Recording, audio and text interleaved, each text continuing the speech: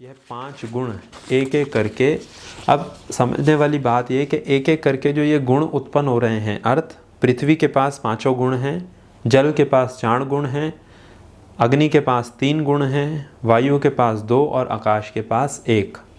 तो अब प्रश्न यह उठता है कि ये गुण आ कहाँ से रहे हैं।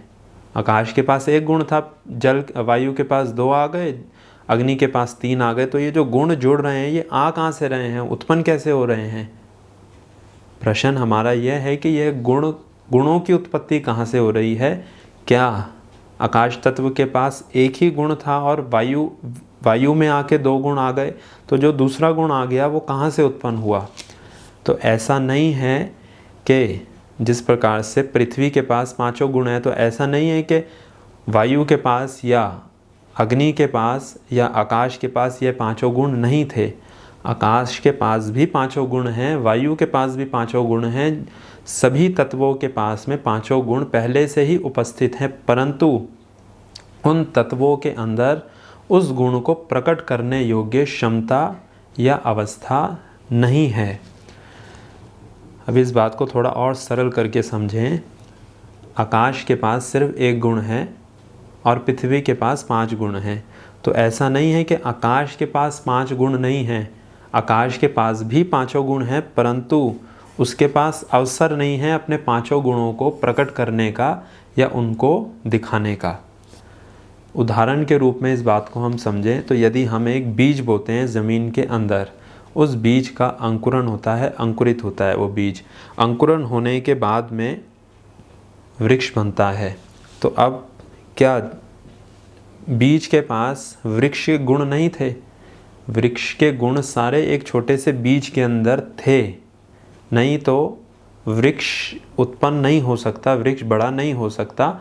जब बीज को एक विशेष अवसर मिला, अर्थ उसको अंकुरण होने योग्य ज़मीन मिली, पर्याप्त मात्रा में पानी मिला और सूर्य की किरणें मिली, ये तीनों चीज़ें जब उसको पर्याप्त मात्रा में मिली, उसको एक माहौल मिला, तब उसमें से अंकुरण हुआ, धीरे धीरे टहनी लगी, पत्ते लगे, वृक्ष बढ़ा, फल आए और फूल आए। अब इस बात को एक और तरीके से समझें कि किस प्रकार से सभी तत्वों के पास सभी गुण हैं, तो इसकी पुष्टि तत्व विज्ञान करता है। आज की भाषा में यदि हम समझें, आज के उदाहरण को लेके, तो मटेरियल साइंस इस बात की पुष्टि करता है कि आप कोई भी तत्व उत्पन्न नहीं कर सकते हो, उसका रंग रूप तो बदल सकते हो, लेकिन आप किसी भी चीज़ को पैदा नहीं कर सकते और नष्ट नहीं कर सकते हो। यह मटेरियल साइंस तत्व विज्ञान का सिद्धांत है कि किसी भी गुण को आप पैदा नहीं कर सकते हो। सभी चीज़ों के अंदर, सभी पदार्थों के अंदर सभी गुण हैं, परंतु उसको उत्पन्न करने के लिए या उसको दिखाने के लिए उसके पास वैसी क्षमता या वैसा माहौल नहीं है। नहीं तो कभी ये भी हो सकता है, यदि तो बीज के अंदर वृक्ष के सारे गुण ना हो, तो कभी ये भी हो सकता है कि आपने बीज बोया और वृक्ष लगा, तो किसी दिन उसमें आम लगने लग गए, किसी दिन उसमें पपीता लग गया, किसी दिन उसमें सेब लग गया, किसी दिन उसमें मौसमी लग गई, किसी दिन केला लग गया। ऐसा भी हो सकता है, परंतु ऐसा तो कभी भी नहीं होता। आपने यदि आम के बीज बोए हैं तो आम का ही पेड़ उगेगा और उसमें आम ही लगेंगे ज़िंदगी भर, और यदि सेब के बीज बोया है तो सेब ही लगेगा। क्यों? क्योंकि उस बीज के अंदर सभी गुण पहले से ही उपस्थित हैं आम या सेब के वृक्ष के, परंतु उसको पैदा होने के लिए, उसको प्रकट करने के लिए एक विशेष प्रकार की अवस्था चाहिए। तो यदि तो एक बीज को वैसी व्यवस्था नहीं मिलेगी कि वह अपने गुणों को प्रकट कर सके, तो वो वैसे ही निष्क्रिय ही पड़े रह जाएंगे। इसी प्रकार से जो पंच तत्व है, तो आकाश, वायु, इनके पास भी सभी गुण हैं, जो एक एक करके गुण जुड़ते जा रहे हैं। तो सभी गुण सभी के पास हैं, परंतु वह निष्क्रिय अवस्था में है, वह गौण हैं। जैसे जैसे उनको अवसर प्राप्त हो रहा है, वैसे वैसे वह अपनी शक्ति को या अपने गुणों को प्रकट करते जा रहे हैं। तो इस सिद्धांत के अनुसार मटेरियल साइंस तत्व विज्ञान का जो सिद्धांत है कि किसी भी गुण को आप पैदा नहीं कर सकते हो, पहले से ही वह गुण उपस्थित था, अब केवल उसको प्रकट करने के लिए वैसी अवस्था मिल गई है। तो इस आज की इस पूरी चर्चा से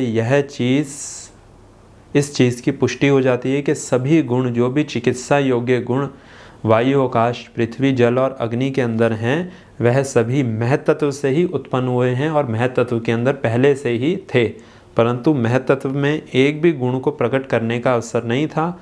आकाश के पास एक गुण आ गया, उसने उसको प्रकट कर दिया। वायु के पास 2 गुण आ गए, अग्नि के पास 3 आ गए, जल के पास 4 और पृथ्वी के पास 5 गुण आ गए, जिसने 5 गुणों को प्रकट कर दिया। इसीलिए प्राकृतिक चिकित्सा पद्धति में महत्त्व चिकित्सा को चिकित्सा का मूल आधार माना गया है, परंतु कुछ चिकित्सक महत्त्व को चिकित्सा पद्धति का गुण नहीं मानते, वह केवल 5 तत्वों से ही चिकित्सा करते हैं। तो 2 चीज़ें हैं, कई सारे चिकित्सक 5 तत्वों को ही चिकित्सा का अंग मानते हैं और बहुत सारे चिकित्सक एक छठे महत्त्व जो इन सब का मूल है उसको भी चिकित्सा का अंग मानते हैं। जो इस सीरीज़ में हम चर्चा कर रहे हैं, तो हम 6 तत्वों की ही चिकित्सा करेंगे। हम महत्त्व चिकित्सा पद्धति को भी चिकित्सा का अंग मानकर ही चिकित्सा करेंगे।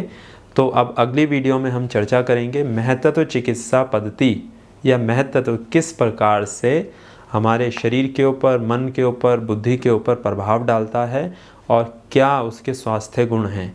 फिर उसके बाद में तत्व चिकित्सा की ओर, जो 5 तत्व चिकित्सा है उसकी ओर आगे चर्चा आरंभ करेंगे।